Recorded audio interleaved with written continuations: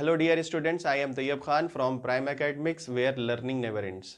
तो आज हम डिस्कस करते हैं क्लास 10th का एक और टॉपिक है जो फैक्टराइजेशन है। फैक्टराइजेशन का जो क्वेश्चन है वो हमें सेक्शन ए में ही मिलता है, ज़्यादातर देखने को मिला है सेक्शन ए में ही मिलता है। लगभग 3 to 4 मार्क्स का ही रहता है और इससे ये 100% आएगा। ये एक क्वेश्चन आपको 100% ही मिलेगा। फैक्टराइज कंप्लीटली करके क्वेश्चन आता है, कभी रिमाइंडर गिवन होते हैं, वो डिफरेंट डिफरेंट टाइप से हम टाइप वाइज करा देंगे। सबसे पहले डिस्कस करते हैं कि फैक्टराइजेशन होता क्या। फैक्टराइजेशन में सबसे पहले जो है पॉलिनोमियल क्या होती है, what do mean by the polynomial. तो पॉलिनोमियल क्या है, कोई भी एक्सप्रेशन अगर इस फॉर्म में लिखी हो ए नॉट एक्स की power n plus a one x की power n minus one plus a two x की power n minus two dot dot dot, इस फॉर्म में अगर कोई भी लिखी है तो इसे हम कहेंगे ये पॉलिनोमियल है। ये क्या है, पॉलिनोमियल। ये एक्सप्रेशन हमारी कहलाती है पॉलिनोमियल। जब एक से ज्यादा टर्म यानी दो या तीन से ज्यादा टर्म आ जाते हैं तो वो हमारी पॉलिनोमियल बन जाती है। जैसे एक टर्म आता है तो हम लोग कहते हैं ना मोनोमियल, दो टर्म आ जाते हैं तो बाइनोमियल, 3 टर्म आ जाते हैं तो ट्राइनोमियल, और 3 से ज्यादा टर्म होते हैं तो मल्टीनोमियल और पॉलिनोमियल कहते हैं। छोटी क्लासेस में हम लोग ने इसको डिस्कस कर रखा है। तो सबसे पहली बात है एक्सप्रेशन क्या होती है। एक्सप्रेशन हम जानते हैं कि वेरिएबल और कांस्टेंट के बीच में कोई भी अर्थमेटिक ऑपरेटर आ जाए, चाहे वो प्लस आ जाए, minus, addition, subtraction, multiplication, division आ जाता है तो वो बन जाती है हमारी algebraic expression. For example x plus 2, तो ये हमारी क्या बन गई, एल्जेब्रिक एक्सप्रेशन। तो अब बात ये आती है कि वेरिएबल क्या होता है। वेरिएबल वो होते हैं which is not fixed. Variable अगर कोई पूछे डिफाइन वेरिएबल, तो वेरिएबल की सिंपल सी डिफिनेशन हम ये बोल सकते हैं विच इज नॉट फिक्स्ड। जो फिक्स्ड नहीं होते उन्हें हम वेरिएबल कह देते हैं, जो चीजें फिक्स्ड नहीं है। जैसे एक सिंपल सा एग्जांपल लेते हैं एरिया ऑफ सर्किल का, पाई आर स्क्वायर, जिसमें आर क्या है, फिक्स्ड नहीं है। आर क्या है, फिक्स्ड नहीं है। आर क्या डिपेंड करेगा, एरिया के सर्किल पर। डिफरेंट रेडियस के लिए एरिया ऑफ सर्किल डिफरेंट होगा, आर की डिफरेंट डिफरेंट वैल्यूज रखेंगे, आर फिक्स नहीं है। कांस्टेंट क्या होता है, कोई पूछे कि डिफाइन कांस्टेंट, तो कांस्टेंट को हम क्या डिफाइन कर सकते हैं कि विच इज फिक्स्ड, जो फिक्स्ड होते हैं, विच इज फिक्स्ड। तो जो चीजें फिक्स्ड होती हैं उनको हम बोलते हैं कांस्टेंट, जो चीजें फिक्स्ड नहीं होती उन्हें हम बोलते हैं वेरिएबल। जब वेरिएबल और कांस्टेंट के बीच में कोई भी अर्थमेटिक ऑपरेटर आ जाता है तो बन जाती है एल्जेब्रिक एक्सप्रेशन। और अगर एल्जेब्रिक एक्सप्रेशन में एक टर्म है तो मोनोमियल, दो टर्म है बाइनोमियल, तीन टर्म है तो आपका मल्टीनोमियल, सॉरी ट्राइनोमियल कह सकते हैं, और 3 से ज्यादा टर्म है तो मल्टीनोमियल या पॉलिनोमियल। तो आपको यहां पे मैंने लिखा है an expression is in the form of, तो इसमें आप देखो तो 3 या 4 से ज्यादा टर्म है कि नहीं है। अगर 4 से 3 है तो ट्राइनोमियल, 3 से ज्यादा तो मल्टीनोमियल या पॉलिनोमियल। तो पॉलिनोमियल में सबसे इंपॉर्टेंट बात क्या होती है कि जो वेरिएबल होता है उसकी जो पावर होती है, जैसे यहां पे मैंने n लिया, n माइनस 1 है, n माइनस 2 है, तो जो भी वेरिएबल है उसकी पावर नॉन निगेटिव इंटीजर होनी चाहिए।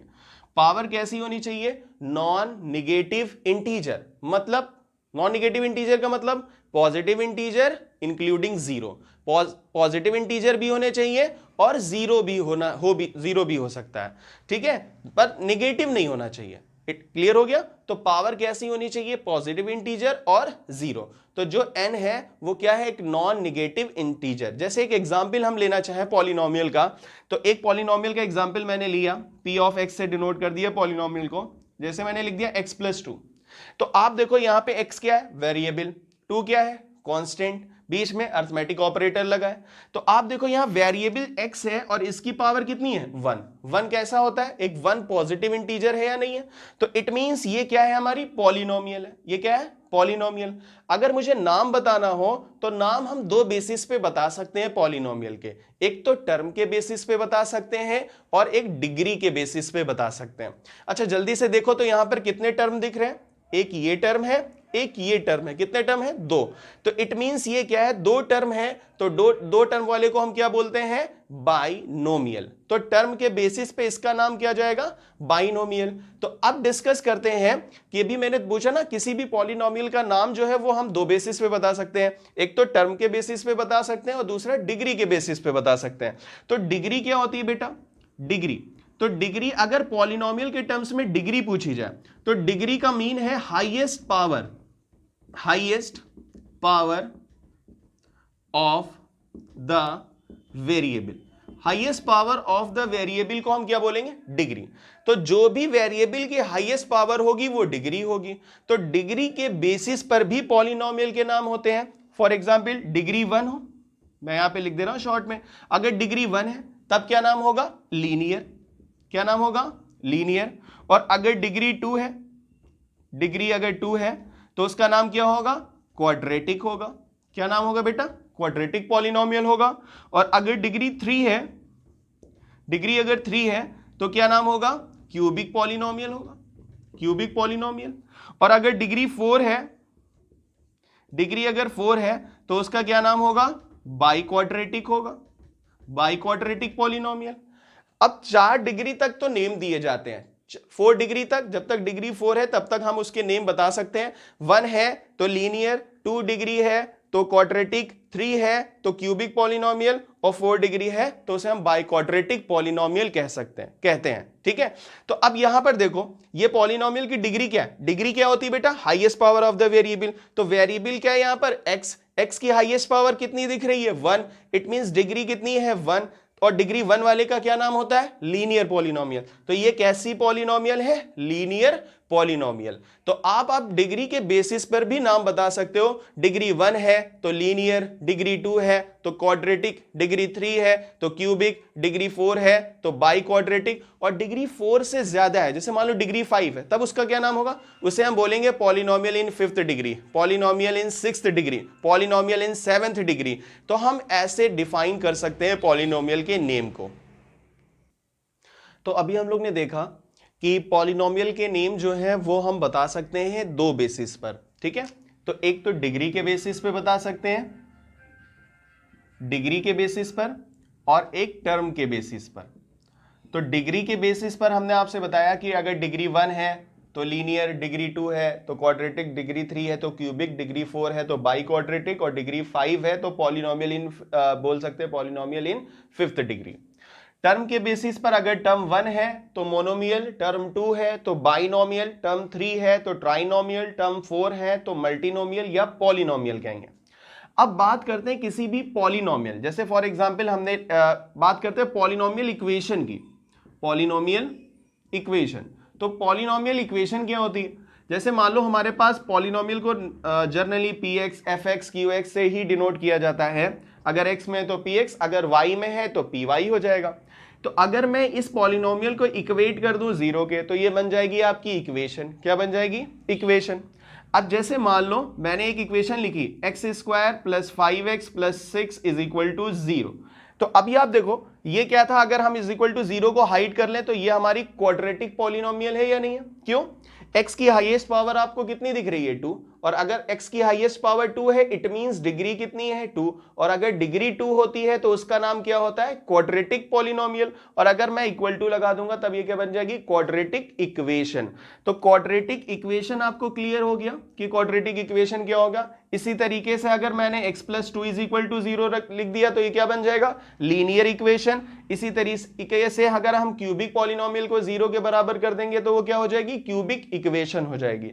अब हम लोग को जो पढ़ना है वो फैक्टराइजेशन, हमारे जो चैप्टर का नेम है वो फैक्टराइजेशन है, और हमें फैक्टराइजेशन जो पढ़ना है वो पॉलिनोमियल का ही पढ़ना है कि पॉलिनोमियल की इक्वेशन जो गिवन, पॉलिनोमियल गिवन होगी उसे मुझे फैक्टराइज करना होगा। तो फैक्टराइज में सबसे पहले एक छोटी सी क्लास में हम लोग ने ये पढ़ा हुआ है अपने कि वैल्यू ऑफ द पॉलिनोमियल कैसे निकालते हैं। Value of the polynomial, value of the polynomial. जैसे मान लो एक सिंपल सी पॉलिनोमियल मैंने ले लिया, बहुत लीनियर सी पॉलिनोमियल मैंने ले ली, x + 2। मैंने पूछा कि एट x = 2 पर क्या होगा। तो एट x = 2 मतलब x की वैल्यू क्या दिख रही है? 2। तो आप जहां पे x है वहां पे रख दोगे 2। तो वहां पे आप x = 2 पुट करोगे तो p of 2 = ये कितना हो जाएगा? 2 + 2, दैट इज ये कितना आ गया? 4। तो ये आ गया वैल्यू ऑफ द पॉलिनोमियल आ गया। मेनली हम लोग को जो डिस्कस करना है यहां पर वो डिस्कस करनी है रिमाइंडर थ्योरम और फैक्टर थ्योरम को। तो अब हम लोग डिस्कस करते हैं कि रिमाइंडर थ्योरम क्या होती है, हाउ टू फाइंड रिमाइंडर। तो अब हम लोग डिस्कस करते हैं रिमाइंडर थ्योरम। मेनली जो हम लोग का टॉपिक है फैक्टराइजेशन में कि रिमाइंडर थ्योरम, फैक्टर थ्योरम और फैक्टराइजेशन पे आना है। तो रिमाइंडर थ्योरम क्या होती है? रिमाइंडर थ्योरम से हम लोग इजीली फाइंड कर सकते हैं किसी भी पॉलिनोमियल को किसी भी पॉलिनोमियल से डिवाइड करने पर रिमाइंडर क्या आएगा। तो हम लोग रिमाइंडर थ्योरम से इजीली रिमाइंडर फाइंड कर सकते हैं। जैसे कि हम लोग पहले क्या करते थे, फॉर एग्जांपल नंबर्स का अगर हम रिमाइंडर मुझे फाइंड कर रहा हूं, मैंने कहा 7 को अगर मुझे 2 से डिवाइड करना है तो 2 3 6 हो जाएगा, तो we will get a 1 as a remainder. तो 1 एज अ रिमाइंडर आ जाएगा, ये तो नंबर का रिमाइंडर आ गया। हम लोग को क्या पढ़ना है, यहां पर पढ़ रहे हैं जो पॉलिनोमियल। अब किसी भी पॉलिनोमियल को, जैसे मान लो क्वाड्रेटिक पॉलिनोमियल को लीनियर से डिवाइड करना है तो क्या रिमाइंडर आएगा? तो रिमाइंडर फाइंड करने के लिए हम लोग को क्या यूज करनी पड़ेगी? Remainder theorem. हम लोग ने रिमाइंडर थ्योरम को पढ़ने के लिए हम लोग एक यूक्लिड डिवीजन एल्गोरिथम जानते हैं। वो क्या होती है? वो होती है dividend is equal to divisor into quotient plus remainder. तो अब यहां पर अगर आप देखो जो रिमाइंडर थ्योरम है उसके जो स्टेटमेंट है वो क्या है? If a polynomial fx is divided, अब पॉलिनोमियल fx है उसको मुझे किससे डिवाइड करना है? Is divided by x minus alpha. It means fx क्या है हमारा, जो डिवाइड हो रहा है वो हमारा क्या हो जाएगा? डिविडेंड। ये हमारा डिविडेंड होगा, और x माइनस अल्फा से मुझे डिवाइड करना है तो ये हमारा क्या हो जाएगा? डिवाइजर हो जाएगा। देन हमें ये दिखाना है कि जो रिमाइंडर होगा वो f ऑफ अल्फा होगा। तो मैंने ये किया, तो जो डिविडेंड है वो हमारा fx है, मैंने डिविडेंड के प्लेस पे लिख लिया fx, और डिवाइजर क्या है? x minus alpha. क्लियर? अब जो क्वोशिएंट होगा, अच्छा ये बताओ, जब पॉलिनोमियल को डिवाइड करेंगे किसी भी पॉलिनोमियल से तो पॉलिनोमियल के टर्म्स में ही तो रहेगा क्वोशिएंट भी। तो हमने क्वोशिएंट को क्या लेट कर लिया? qx। क्या लेट कर लिया? qx। और रिमाइंडर को मैंने एक c लेट कर लिया। कोई कंफ्यूजन? रिमाइंडर को मैंने क्या लेट कर लिया? c लेट कर लिया, या रिमाइंडर को आप r भी रहने दे सकते हो, मैंने c लेट कर लिया। अब मुझे ये शो करना है कि जो रिमाइंडर होता है वो किसके बराबर है? f of alpha. अब आप देखो f ऑफ अल्फा कब आएगा? जब आपको x के प्लेस पे क्या रखना पड़ेगा? अल्फा। क्या रखना पड़ेगा? x के प्लेस पे मुझे क्या पुट करना पड़ेगा? अल्फा। तो x के प्लेस पे अल्फा पुट करने के लिए put x is equal to alpha, तो ये कितना हो जाएगा? f of alpha. अब यहां पे अल्फा माइनस अल्फा, ये कितना हो जाएगा? q of alpha plus c। अच्छा ये बताओ, अल्फा में से अल्फा जाएगा तो क्या बचेगा? 0। तो ये क्या हो जाएगा? 0। तो 0 into Q of alpha plus c। अच्छा 0 इंटू क्यू ऑफ अल्फा, ये पूरा 0 हो जाएगा। It means f of alpha किसके बराबर आ गया? c के, और c मैंने क्या लेट किया था? रिमाइंडर। तो f of alpha is equal to क्या आ जाएगा? Remainder. f of alpha is equal to remainder. तो ये बात आप लोगों को क्लियर हो गई कि f ऑफ अल्फा जो होगा वो किसके इक्वल होगा? रिमाइंडर के। तो अब मुझे ये रिमाइंडर थ्योरम से ये बात समझ में आ गई कि अगर मुझे रिमाइंडर फाइंड करना है तो हम डायरेक्टली, अगर देखो f ऑफ अल्फा किससे मैच कर रहा, अभी मैंने एक लिया था वैल्यू ऑफ द पॉलिनोमियल, तो मैंने एक वैल्यू ऑफ द पॉलिनोमियल के लिया था, f ऑफ 2 लिया था ना, तो इस पे हमने क्या, इसे px लेट किया था। मैंने कहा at x is equal to 2 पे बताओ वैल्यू क्या होगी, तो आपने क्या किया था? p ऑफ 2 निकाला था, x के प्लेस पे 2 रख दिया था, 2 प्लस 2 कितना हो गया? 4 हो गया। तो p ऑफ 2 जो निकलता है वही तो रिमाइंडर हो रहा है। तो इट मींस मुझे क्या करनी है? जिस नंबर से डिवाइड करना है, यहां पे डिवाइजर क्या था? x minus alpha. तो x माइनस अल्फा को 0 के इक्वेट कर देंगे तो x is equal to alpha आ जाएगा। x is equal to alpha put कर दोगे तो आपको f ऑफ अल्फा मिल जाएगा। वही f ऑफ अल्फा आपका क्या होगा? रिमाइंडर होगा। इसको मैं एक एग्जाम्पल से समझता हूं तो मुझे लगता है बहुत जल्दी समझ में आ जाएगा। ये हमारा रिमाइंडर थ्योरम का प्रूविंग है। अब बात करते हैं क्वेश्चन, रिमाइंडर थ्योरम को अप्लाई करते हैं। तो सबसे पहले आप देखो यहां पर एक मैंने क्वेश्चन लिया है कि f of x is equal to 2x square minus 7x minus 1 is divided by x plus 3, find the remainder. तो अब आप क्या करोगे? जिससे डिवाइड करना है, पहले आपको f ऑफ x दिया गया है तो f ऑफ x में आप क्या करोगे? क्या गिवन है? 2x square minus 7x minus 1, divide किससे करना है? x प्लस 3 से। इसको आप क्या कर दो? इक्वेट 0 के कर दो, तो कितना आ जाएगा? x की वैल्यू माइनस 3 आ जाएगी। अब जानते हो आप रिमाइंडर कब मिलेगा? कि जब हम माइनस 3 x के प्लेस पे रख देंगे तो f ऑफ माइनस 3 ही रिमाइंडर होगा। तो f ऑफ माइनस 3 x के प्लेस पे आप माइनस 3 पुट कर दोगे। तो अब इसको सॉल्व करेंगे, माइनस 3 का स्क्वायर कितना हो जाएगा? 9 2 18, और माइनस माइनस ये कितना हो जाएगा? 7 3 21, प्लस हो जाएगा माइनस 1, तो ये कितना हो जाएगा? 20 और 30 38 हो जाएगा। तो f ऑफ माइनस 3, तो f ऑफ माइनस 3 की जो वैल्यू आई है x के प्लेस पर -3 पुट करने पर जो वैल्यू फाइंड हुई है वो 38, इट मींस रिमाइंडर कितना आएगा 38। जब इसको इससे डिवाइड करेंगे तो रिमाइंडर कितना आएगा 38, और रिमाइंडर थ्योरम से हमने बिल्कुल सिंपली फाइंड कर लिया। ये बात समझ में आ गई। x के प्लेस पर हमने क्या किया, x + 3 को 0 को इक्वेट किया, x की जो वैल्यू फाइंड हुई उसे हमने पॉलिनोमियल में पुट कर दिया, जो वैल्यू आई वो हमारी रिमाइंडर कहलाएगी। ये बात समझ में आ गई। Remainder theorem clear. नाउ एक और क्वेश्चन डिस्कस करते हैं, find the remainder when this polynomial is divided by x - 2। तो सबसे पहले हम लोग ये देखते हैं कि x - 2 से डिवाइड करना है। तो सबसे पहले x - 2, पहले आप सोल्यूशन में क्वेश्चन गिवन है, सोल्यूशन लिख लेते हैं। तो f ऑफ x कितना गिवन है, 2x³ - 7x² + 3। अब डिवाइड किससे करना है, x - 2 से। तो x - 2, x की वैल्यू फाइंड करने के लिए हम इसको 0 के इक्वेट कर देंगे, तो x की वैल्यू क्या आ जाएगी 2। अब मुझे रिमाइंडर फाइंड करना है, तो x के प्लेस पे लिख देंगे 2, पुट x = 2। अब x के प्लेस पे 2 पुट करोगे तो ये हो जाएगा f ऑफ 2, और ये कितना हो जाएगा 2 टाइम x³ - 7 टाइम 2 का स्क्वायर + 3। 2 का क्यूब 8 हो जाएगा, और 8 2 16 हो जाएगा, 2 का स्क्वायर 4, 4 7 28 + 3। आप इसको सॉल्व कर लोगे, ये आपका रिमाइंडर फाइंड हो जाएगा। तो रिमाइंडर पर आप क्वेश्चंस लगाइएगा, बुक में बहुत सारे क्वेश्चन मिलेंगे। Find the remainder without actual division. तो हम लोग नेक्स्ट क्लास में मिलते हैं, फैक्टर थ्योरम और फैक्टराइजेशन पर बेस्ड क्वेश्चन करेंगे।